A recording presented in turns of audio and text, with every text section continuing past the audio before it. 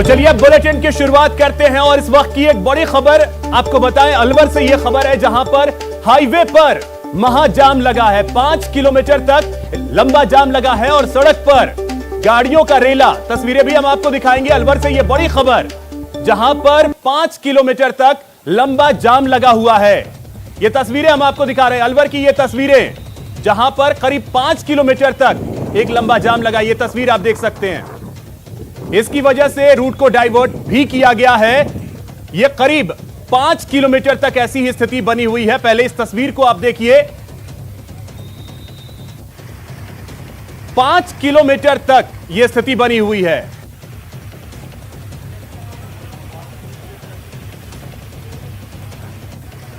तो ये तस्वीरें आप देख सकते हैं। अब देखिए जरा, जहां तक नजर जा रही है जाम ही जाम। एक दो नहीं, पूरे 5 किलोमीटर तक गाड़ियां सड़क पर फंसी हुई हैं जाम खुलने के इंतजार में। लेकिन जाम तो नहीं खुला, दायरा जरूर बढ़ता गया है। पूरे 5 किलोमीटर तक यह दायरा बढ़ता चला गया। तस्वीरें अलवर के बहरोड की है। दो तस्वीरें हम आपको दिखा रहे हैं। पहली तस्वीर आप देख सकते हैं कि जाम में गाड़ियां फंसी हैं और दूसरी तस्वीर और कुछ गाड़ियां जो है वो आगे बढ़ती हुई दिख जरूर रही हैं। रूट को डाइवर्ट किया गया। राजेंद्र हमारे सहयोगी अधिक जानकारी के साथ जुड़ गए। राजेंद्र, क्या वजह सामने आ रही है 5 किलोमीटर तक ये स्थिति?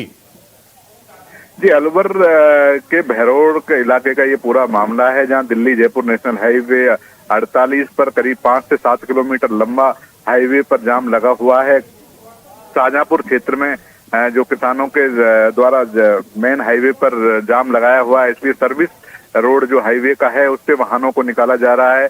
और हाईवे पर लगातार बारिश की वजह से इसका मेंटेनेंस नहीं होने की वजह से गड्ढे हो रहे हैं, जिससे जो वाहन है वो धीरे चलते हैं और लगातार फिर वाहनों की संख्या बढ़ती जाती है। फिर उसके बाद जाम की जो है वो लगातार बढ़ जाता है। आए दिन इस तरीके की घटनाएं जो जाम लगने की हैं वो होती जा रही हैं। रूट को डाइवर्ट किया जाता है लेकिन इसमें कोई सुधार होता नहीं दिखाई देता है, जिससे वाहन चालकों को खासी परेशानी उठानी पड़ती है। और हाईवे पे जाम की वजह से बहरोड कस्बे में लोगों को भी हालांकि बाहर हुआ है, लेकिन जाम की वजह से उनका आना जाना भी प्रभावित होता है। चलिए, बहुत शुक्रिया राजेंद्र आपका तमाम जानकारी के लिए।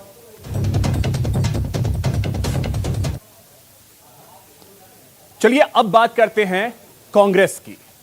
2023 में कांग्रेस सरकार की वापसी का रोडमैप तैयार करने के लिए मरुधरा आए अजय माकन ने कुछ इशारों में तो कुछ खुलकर संकेत दिए।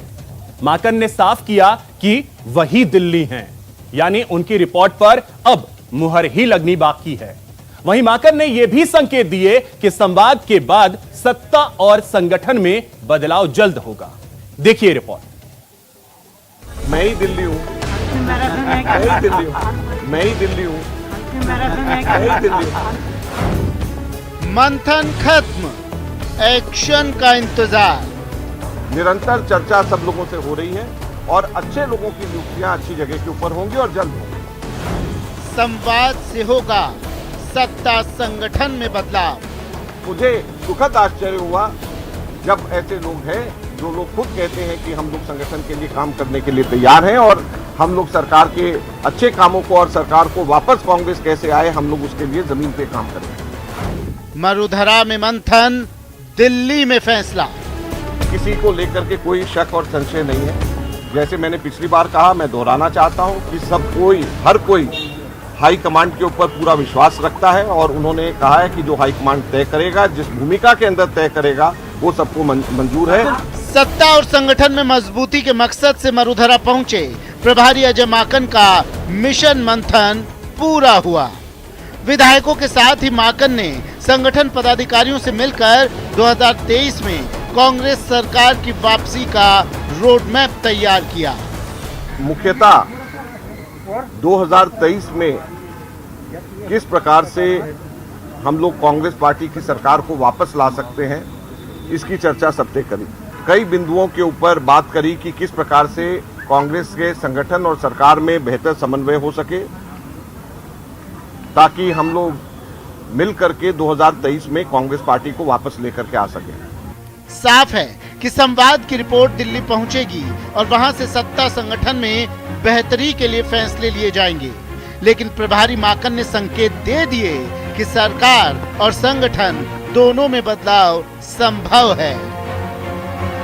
मेरे को बहुत सारे लोग ऐसे भी विधायक और ऐसे भी ओहदेदार मिले जिन्होंने ये कहा कि वो सरकार के पद को भी छोड़ करके वो लोग अगर जरूरत पड़े कि अगर हम लोग संगठन को मजबूत करना पड़े तो हम लोग मंत्रिमंडल को छोड़ करके हम संगठन के लिए भी कार्य करने को तैयार हैं। हमारे कई ऐसे मंत्री भी मुझे मिले, मैं दिल की गहराइयों से उनका भी धन्यवाद करना चाहता हूं। वहीं जिस राजनीतिक नियुक्तियों और मंत्रिमंडल विस्तार की दबी जबान से चर्चा चल रही थी, उस पर प्रदेश प्रभारी ने असमंजस जारी रखा। मंत्रिमंडल का और राजनीतिक नियुक्तियों का हमारे प्रदेश के अंदर रिक्त जो जिला और ब्लॉक अध्यक्ष हैं, उनका इन सब चीजों के ऊपर हम लोगों कार्य और मंत्रणा सबसे कर रहे हैं। तो ये एक निरंतर चर्चा सब लोगों से हो रही है और अच्छे लोगों की नियुक्तियां अच्छी जगह के ऊपर होंगी और जल्द होंगी। हालांकि माकन ने यह भी साफ किया कि कांग्रेस का हर विधायक विकास कार्य की सराहना कर रहा है और सरकार के कामकाज से संतुष्ट है। हमारे राजस्थान की सरकार और कांग्रेस के तमाम विधायक संतुष्ट हैं और वो सबके सब लोग विकास के गति पकड़ करके आगे चल रहे हैं। और यही बात आज हम लोगों ने यहाँ पर कार्यकारिणी में कही और सभी हमारे साथियों ने मिलकर के इस बात को तय किया कि हम लोग सरकार के और विधानसभा के अंदर जो कार्य हुए हैं विधायकों के द्वारा और दूसरे सरकार के कार्य हुए हैं उनको हम जन जन तक पहुंचाएंगे। आपको बता दें कि करीब 1 साल से नियुक्तियों का इंतजार कर रही पार्टी में तालमेल बिठाने के मकसद से अजय माकन मरुधरा आए थे। कांग्रेस और समर्थित विधायकों से चर्चा करने के बाद माकन दिल्ली में हाईकमान को अपनी रिपोर्ट सौंपेंगे। हालांकि मीडिया से रूबरू माकन के इस बयान कि मैं ही दिल्ली हूं का बड़ा मतलब निकाला जा रहा है। माना जा रहा है कि अजय माकन हाईकमान से पूरी ताकत लेकर राजस्थान आए थे और अब उनकी रिपोर्ट पर केवल मुहर लगना बाकी है, यानी बदलाव का इंतजार अब बहुत जल्द खत्म होने ही वाला है। कैमरामैन मान सिंह के साथ दिनेश शर्मा, न्यूज 18, जयपुर।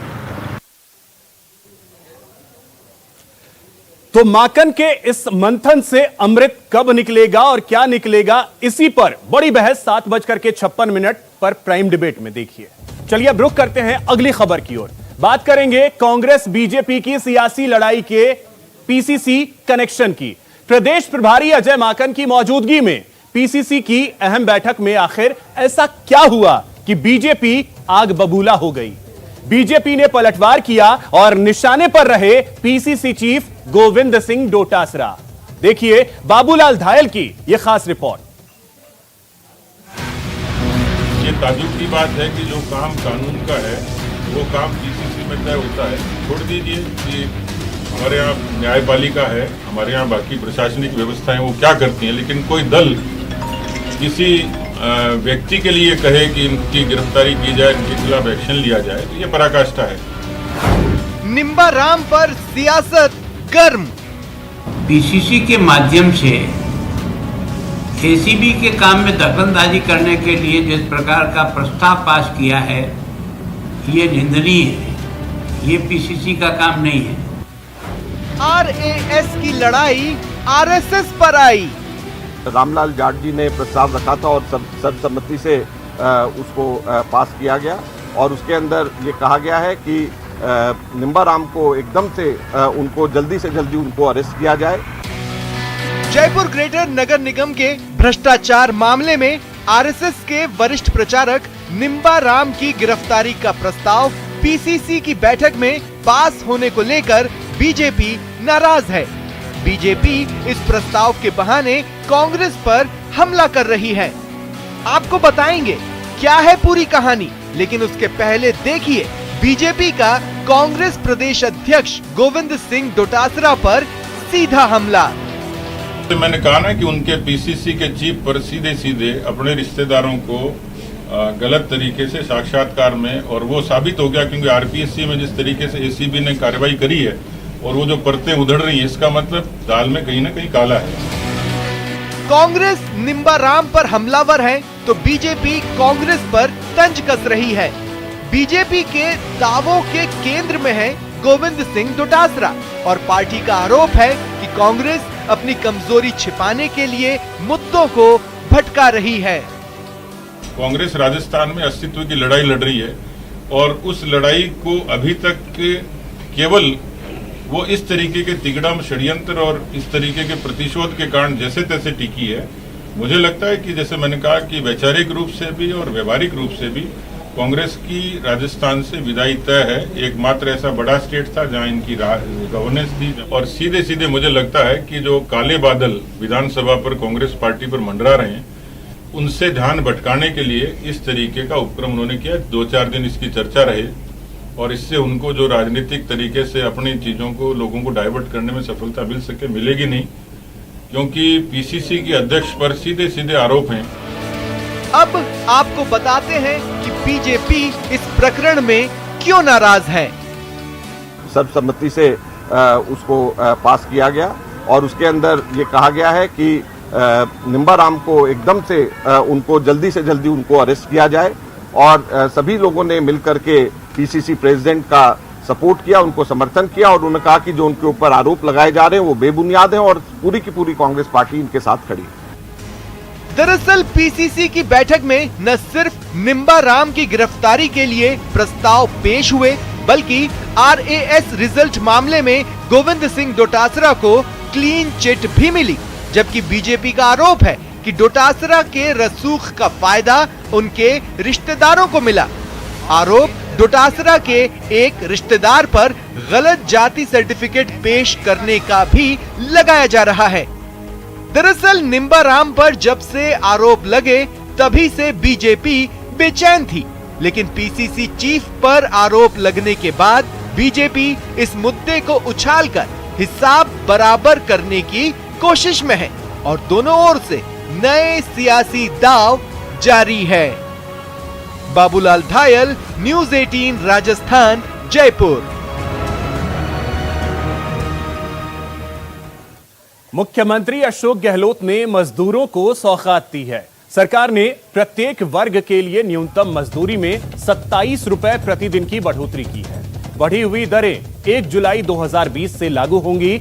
इस संबंध में श्रम विभाग ने अधिसूचना जारी कर दी है, जिसके मुताबिक मजदूरों को, अकुशल मजदूरों को 225 रुपए के स्थान पर 252 रुपए प्रतिदिन मिलेगा, तो वहीं कुशल श्रमिकों को 249 रुपए की जगह पर 276 रुपए प्रतिदिन और उच्च कुशल श्रमिक को 299 रुपए के स्थान पर 326 रुपए प्रतिदिन मिलेंगे।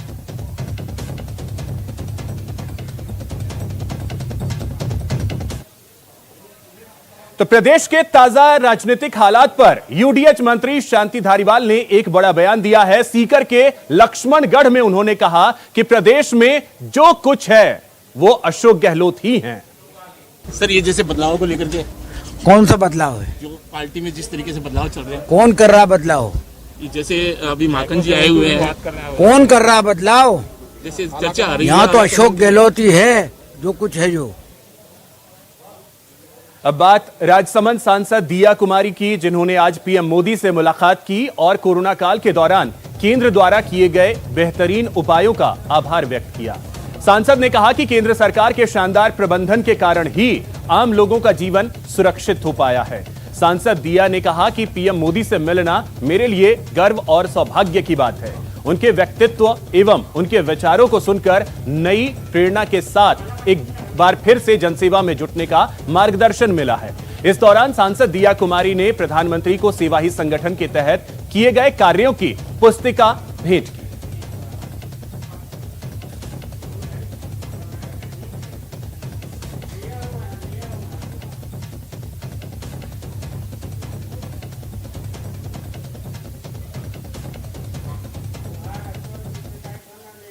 यहां रुकेंगे एक छोटे से ब्रेक के लिए। ब्रेक के बाद आपको दिखाएंगे आरएएस रिजल्ट पर क्यों लाल हुई बीजेपी।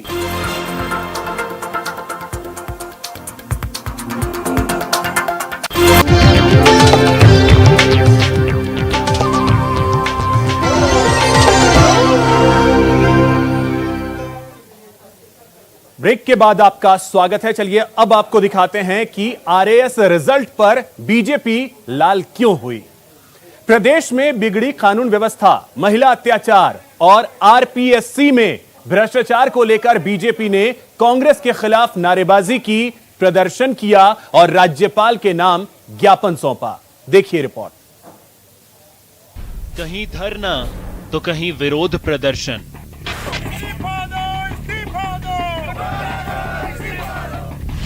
कहीं हल्ला बोल तो कहीं सौंपा ज्ञापन। डोटासरा के पुतले फूंके, कांग्रेस विरोध के नारे।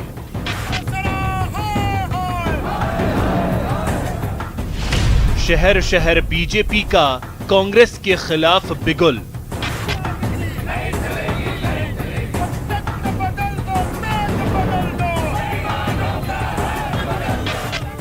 तस्वीरें तीन हैं, लेकिन शहर शहर बीजेपी के प्रदर्शन की पूरी कहानी बयां कर रही हैं। कानून व्यवस्था को लेकर बीजेपी का हल्ला बोल है। महिला अत्याचार को लेकर प्रदेश की सड़कों पर महाभारत छिड़ा है। रिजल्ट को लेकर सड़क पर रार है। अब एक एक कर शहर शहर बीजेपी के महाप्रदर्शन की तस्वीरें देखते जाइए। सबसे पहले आपको उदयपुर की तस्वीर दिखाते हैं, जहां उपखंड कार्यालय बड़गांव पर बीजेपी कार्यकर्ताओं ने जोरदार विरोध प्रदर्शन किया। कांग्रेस सरकार के खिलाफ नारेबाजी की। यही नहीं, बीजेपी कार्यकर्ताओं ने शिक्षा मंत्री गोविंद सिंह डोटासरा का पुतला भी फूंका और अपना विरोध दर्ज कराया। दरअसल बीजेपी की मांग है कि आरएएस रिजल्ट को निरस्त किया जाए और पूरे प्रक्रिया को फिर से पारदर्शिता के साथ कराया जाए।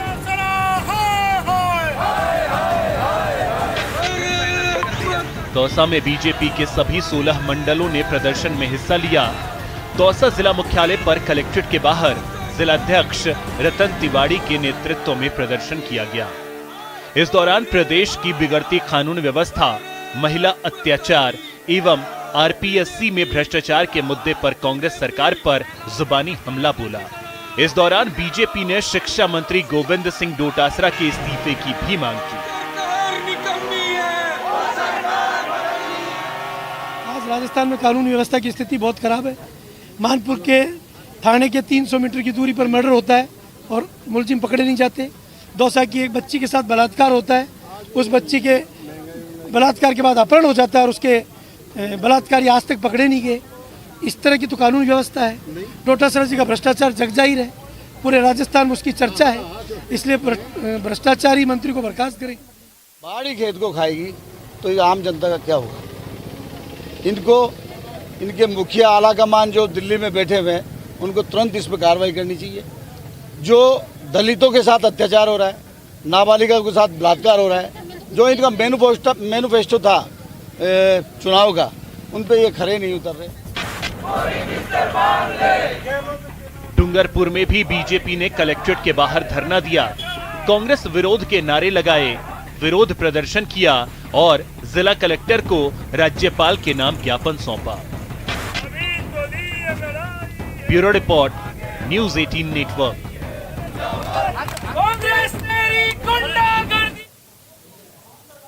यहां रुकेंगे एक छोटे से ब्रेक के लिए। ब्रेक के बाद आपको दिखाएंगे एक स्कूल डायरेक्टर की गुंडागर्दी।